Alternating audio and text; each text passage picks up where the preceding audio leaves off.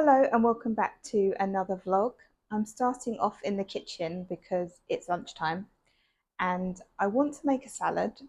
The weather is wonderful. The UK is having another heat wave, so a cool, light meal is required.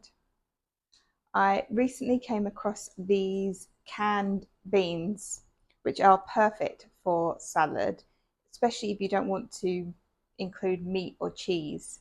To a good replacement. But I do wash off the vinaigrette that they come in just because I'm not all that keen on it. So I will do that in a second. But to begin with, all I add is lots of lettuce in. This is just my personal favourite lettuce. I also buy the Moroccan style couscous from Sainsbury's, which I like to add as well as an extra flavouring. This is obviously couscous, chickpeas and raisins, and I think it's got like herbs and spices mixed in, certainly coriander because I can taste that. I'm not the biggest fan of coriander, but in this it's subtle enough that I like it. But apricots, cranberries, red wine vinegar, parsley, salt, lemon juice, coriander, tomato puree, spices, black pepper, garlic puree, ginger puree, red chili, corn flour, cinnamon powder. It is definitely a UPF, but it's not terrible. So that is the start of my salad. I've also got some homegrown tomatoes which we've been given, so I'm going to cut those up and put those in as well. Rinse the beans. So this is a 5-bean salad with sweet corn as well, and the beans are red kidney beans, black-eyed beans, veloute beans, pea navy beans, and baby green lima beans. So yeah, a nice mix of protein there from the beans. I think it's protein and a carbohydrate. I'm also just going to give these tomatoes a wash as well.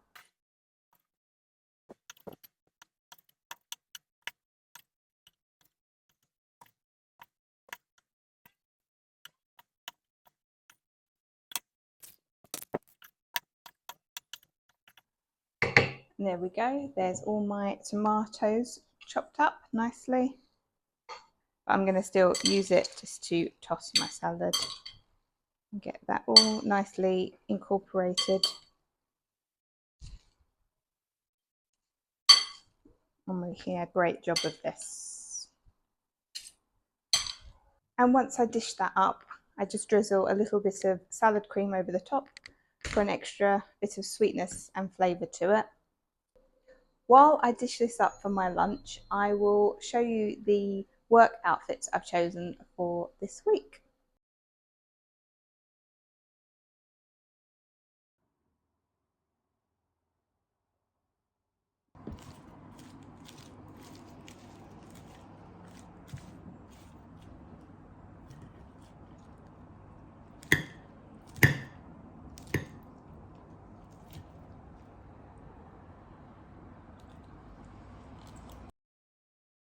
So this week is going to be super hot. The UK is having a heat wave.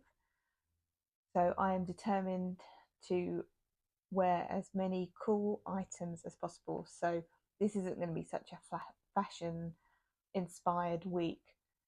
I'm just going to stick with anything which is A, loose fitting, and B, lightweight.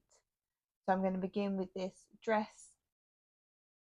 Second up is this white body, sleeveless, again a light material, and then my grey denim skirt, which is a slightly bigger size than what I actually need, so it's just more comfortable to wear on very hot days. And finally, I realise this is a corduroy dress, so the material is thick. However, I'm not going to wear it with anything else. It's just this on its own, and it's super easy just to throw on Friday morning to get me out of the flat and to get into work. So that was a lovely lunch. I put the fan on because it's so lovely and warm. I've seen a lot of people talking about autumn coming in. For me, September is still summer, so I am not thinking about autumn at all. I know a lot of people love autumn. I do, but I can wait for it. I think it's so rare that the UK has this type of weather. I just fully appreciate it when we've got it. So, yeah, really enjoying that. And because I wanted to make the most of the weather, last weekend I visited Kew Gardens and it was every bit worth the walking around. There is a lot of walking due to the amount there is to see. But the greenhouses are just spectacular. The grandeur of the plants, which is then housed in these delicate Victorian greenhouses, are such a special space to be in. It was really wonderful to be there. But before I show you those clips, I also wanted to mention that Kew Palace, which is separate from Kew Gardens, is actually a separate organisation that run it. However, you can visit the house for free, and if you're feeling generous, make a donation to them because they are, like I said, a separate organisation. The ladies that were there on the day were really informative and gave so much information about the house. Just as before, as with Hatfield House, you can't take video, but you can take pictures. So I'll put up some photographs of some of the rooms. But I would definitely recommend having a wander around there. As I said, you'll spend the whole day there.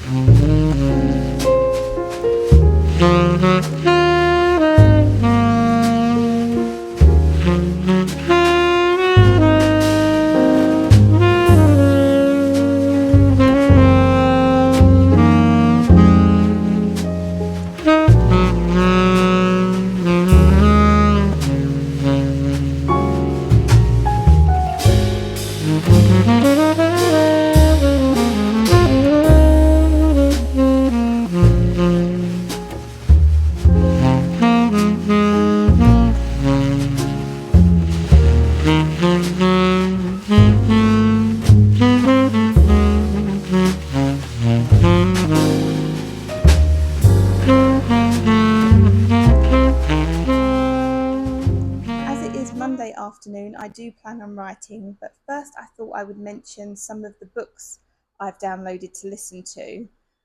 This was because I intended to listen while I was on the train, but the journey was so short that actually it was rather stupid of me to download so many audiobooks. The first was The Mitford Affair by Marie Benedict. I think this was the book that was adapted into the TV program Outrageous. I have to admit, I have really enjoyed the TV program. Even though the sisters aren't all that likable, the book explains it better why they behave the way they do, or maybe gives a bit of an excuse for it, I suppose. Not that the writer or the reader should excuse them, but if you enjoy Nancy Mitford's novels, this is a great window into her life and her family who inspired her work. This is a book of fiction, so should be taken with a grain of salt, but enjoyable nonetheless. Last week I finished the book by Celia Fremlin, and I decided I wanted to listen to another thriller, and this one is called The Hiding Place by Jenny Quintina. This is about a woman who was abandoned as a baby in a hallway of a shared house in London. Now a grown woman, she still has no knowledge of her parents or what happened to her, and why it happened to her. So the book uncovers some of her secrets. The other thriller I downloaded was Into the Water by Paula Hawkins. This is about a young woman, again, who didn't answer a phone call from her sister. Her sister then dies. She now has to return to the house where her sister died in order to look after her sister's child. And of course, she blames herself for not answering that phone call. She's scared of the water where her sister drowned. Again, you see where it's heading. I'm still currently reading the same book as the last few weeks. I'm nearing the end of Robert Cecil, and I finished the book on How to Become a Tudor by Ruth Goodman. I'm still waiting to start Daughter of the North. I'm not the fastest of readers, and like anything else, it's also about finding the time. But these books are just as much for enjoyment as they are for research, so I'm in no rush to get them read. Right, now is time for some baking and some writing. I'm going to make some chocolate chip cookies. My cookies never turn out all that well, but I'm pretty sure they'll still taste good. So that is my plan for this afternoon. Hopefully I will film the chocolate chip cookies and they will be looking marvellous when they come out. Who knows? But I will leave it there for now, and I hope you're having a splendid Monday. See you soon. It is Wednesday afternoon now. I just felt I was too hot and bothered Monday afternoon to cook or bake anything, so I just did my writing instead. However, it is now Wednesday, as I've said, and I am craving something sweet. So what I'm going to make is a chocolate chip shortbread instead of a cookie. That way it can be a tray bake. However, I've looked online at the different recipes and it just seems to consist of three things: butter, sugar, and flour. The ratios is, so long as the flour is the predominant ingredient, that's how you make shortbread. I don't know. This is why my biscuits always go wrong, because I never follow a precise recipe. So I've only got myself to blame. But I'm going to do it anyway because I can't be bothered to figure out a recipe that I actually want to bake. So let's get started on that. I also have walnuts. Should I add walnuts? Or should I add ground almonds, which is what I probably prefer? I might add both actually. And a wooden spoon. Great, okay, let's go for it.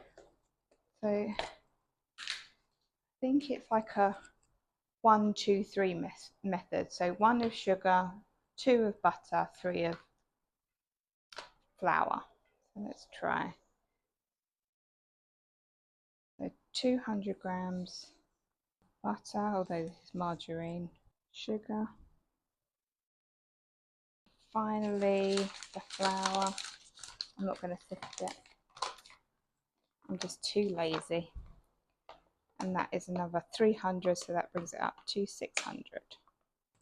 50 grams of the ground almonds. I'm questioning whether eggs go into it or not. I didn't see any eggs go into it. I'll have one last look before I commit myself. Maybe I should just put in 1 egg. We should have saved some chocolate chips for the top as well. Okay, I'm going to add some walnuts in as well. Maybe just crush them a bit. I'm just going to line with greaseproof paper a flat baking sheet. I'm just going to dip it out onto the sheet.